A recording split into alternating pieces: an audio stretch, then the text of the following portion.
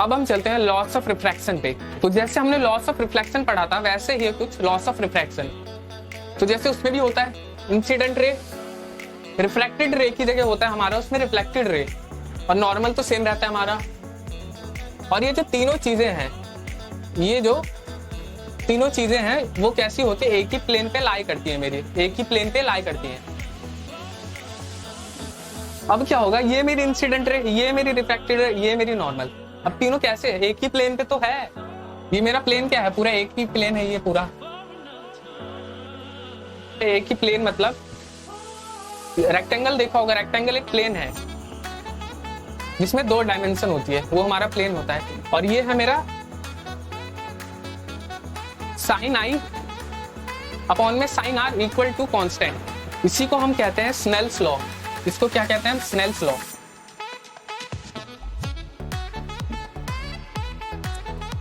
अरे भैया देखो, स्नेल्स मतलब ये जो मेरा इंसिडेंट रे, ये मेरा रिफ्रैक्टेड रे है, इसके बीच का एंगल और इसके बीच का जो एंगल है, ये एंगल और ये एंगल, ये आपस में एक रेशियो में चलेंगी।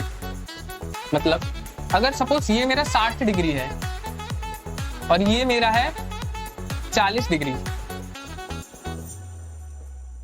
अब साइन आई में 60 डिग्री पुट करो, साइन 60 क्या होता है, √3/2 है ना। तो √3/2 लिख दिया मैंने ऊपर, और अपॉन में साइन आर, साइन आर मेरा 40 डिग्री है, इसको 30 डिग्री ले लेते हैं। तो साइन 30 होता है मेरा हाफ, साइन 30 क्या होता है मेरा हाफ, 1/2। तो इस 2 से 2 कैंसिल, और इस √3 आ गया ये मेरा, √3 अपॉन में 1, मतलब √3 आ गया मेरा। अब ये √3 जो है वो है मेरा कांस्टेंट। अभी इसलिए बताया मैंने क्योंकि इसका कहने का मतलब एक इंसिडेंट एंगल के लिए एक रिफ्रैक्टेड एंगल फिक्स्ड होगा, कहने का ये मतलब था। एक इंसिडेंट एंगल के लिए एक रिफ्रैक्टेड एंगल मेरा फिक्स होगा, इस एंगल के लिए ये एंगल मेरा फिक्स होगा। और ये एक मीडियम के लिए है, एक मतलब फिक्स्ड मीडियम के लिए है। अगर लाइट ये जैसे एयर में से वाटर में एंटर कर रही है, ये मेरा वाटर है, तो सिर्फ ये इसी केस के लिए फिक्स्ड रहेगा। अगर मेरी जो लाइट की जो रे है, अगर मेरी लाइट एयर में से वाटर में एंटर कर रही है तो मेरा ये फिक्स्ड चलेगा रेशियो। जब भी मेरी इंसिडेंट रे है वो नॉर्मल से अगर 60 डिग्री बना के एंटर करेगी मेरी वाटर में, तब मेरा जो एंगल ऑफ रिफ्रैक्शन है वो मेरा 30 डिग्री ही निकलेगा हर बार। जब भी मेरी लाइट 60 डिग्री बनाकर एंटर करेगी वाटर में, एयर से वाटर में, तो मेरा जो एंगल ऑफ रिफ्रैक्शन है वो हमेशा 30 डिग्री ही निकलेगा। इसमें मुझे 2 बार सोचने की बात नहीं है, कहने का ये मतलब था। और ये फिक्स्ड है। अगर सपोज ये मैंने इसको उल्टा कर दिया, मतलब एयर और वाटर मीडियम सेम रखा, अब मैंने क्या किया, सपोज इसको एक्सचेंज कर दिया, वाटर ऊपर गया, एयर नीचे आया। ऊपर मेरा वाटर है, नीचे एयर है। अब अगर वाटर में से ये नॉर्मल है, वाटर में अगर मेरी जो इंसिडेंट रे है वो 60 डिग्री बना रही है, सॉरी, ये अवे फ्रॉम द नॉर्मल चली जाएगी, है ना। ये क्या होगा, अवे फ्रॉम द नॉर्मल चली जाएगी, ये है। अब ये एंगल 60 से तो ज्यादा ही होगा, 80 ले लेते हैं। अब देखो ये एंगल चेंज हो गया है ना, इधर 60 है लेकिन ये एंगल 80 आ रही है। अब आपको पता है रेयर टू मतलब डेंसर टू रेयर मीडियम में अगर लाइट मेरी ट्रेवल करेगी तो क्या होगी, ये आ रही थी ऐसे जाती, अगर इधर भी वाटर होता, इधर भी अगर नीचे वाटर होता तो मेरी ऐसे चली जाती, लेकिन यहां से ऐसे चली गई है, इधर की तरफ बेंड होके चली गई। एयर में डेंसर टू एयर आ रही थी, डेंसर टू रेयर मीडियम में आ रही थी मेरी, तो उसकी वजह से मेरी लाइट क्या है, बेंड हो गई, अवे फ्रॉम द नॉर्मल से दूर चली गई। ये नॉर्मल है, यहां से दूर चली गई, उसकी वजह से मेरा जो एंगल है वो बढ़ गया। तो 60 था तो 80 हो गया। अब इसमें तो ये चेंज हो गया ना, इधर 60 है, मैंने क्या बोला था, अगर 60 होगा तो आंख बंद करके इधर 30 लिख देना। आंख बंद करके क्या कर देना, ये हमेशा 30 ही आएगा मेरा एंगल ऑफ जो रिफ्रैक्शन है, लेकिन इधर तो 80 आ गया। ये क्या हुआ, इधर मैंने ये कर दिया, ऊपर मैंने वाटर ले आया, नीचे मैंने एयर कर दिया। ये मेरा उल्टा, पानी में से एयर में आ रही है, पानी में से हवा में आ रही है, तो चेंज हो गई। इधर क्या था मेरा, इधर एयर टू वाटर आ रही थी, वही मैं बोल रहा हूं।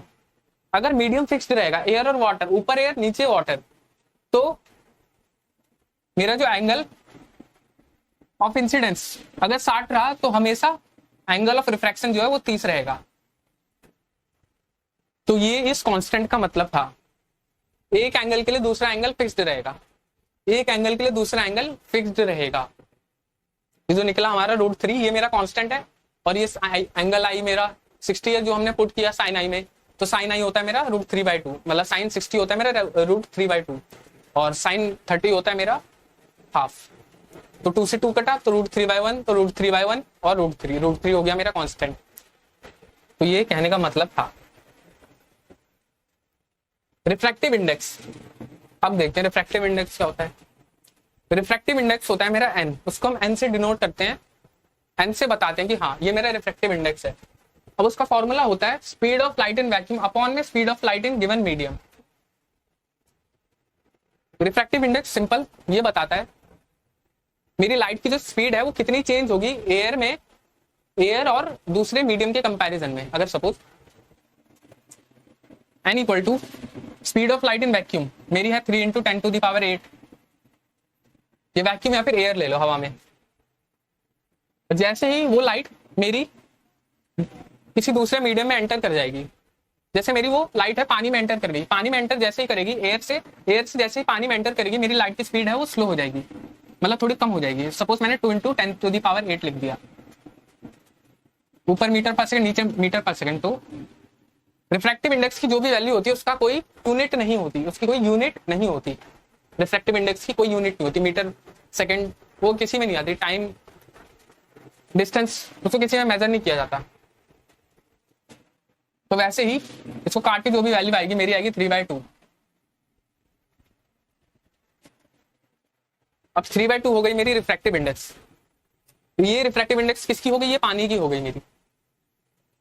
चेंज किसमें हुआ मेरा, जब तक एयर में आ रही थी तब तक तो ठीक था मेरा, जो लाइट की स्पीड थी तब तक तो सेम थी, सही चल रही थी, मस्त मजे में हवा में उड़ते हुए आ रही थी।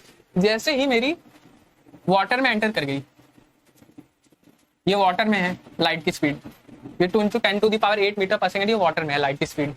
तो जैसे ही वाटर में एंटर कर गई मेरी लाइट की स्पीड स्लो हो गई, जिसकी वजह से मेरा रिफ्रैक्टिव इंडेक्स कुछ निकल करके आ गया, जो कि मेरा 3/2 आया या फिर 1.5।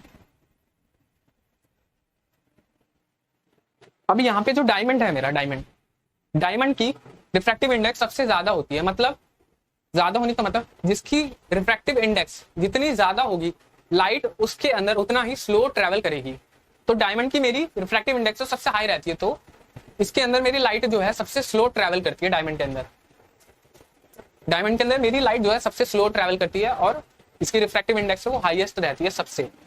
पानी हो गया, ग्लास हो गया, ट्रांसपेरेंट प्लास्टिक हो गई, कुछ भी हो गया, उन सबसे हाई रहती है मेरी जो डायमंड की रिफ्रैक्टिव इंडेक्स होती है। तो रिफ्रैक्टिव इंडेक्स का ले देखिए यही मतलब था कहने का।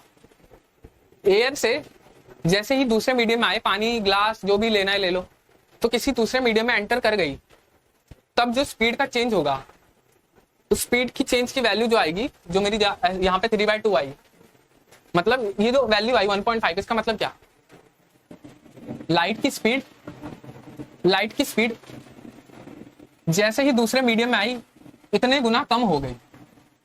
3 × 10⁻⁸ से 2 × 10⁸ मीटर पर सेकंड हो गई, कम हो गई। कितने गुना कम हो गई, 1.5 गुना कम हो गई। रिफ्रैक्टिव इंडेक्स का ये मतलब होता है कहने का, कितने गुना लाइट की स्पीड मेरी कम हो गई दूसरे मीडियम में एंटर करते ही, या फिर कितने गुना बढ़ गई मेरी लाइट की स्पीड दूसरे मीडियम में एंटर करते ही।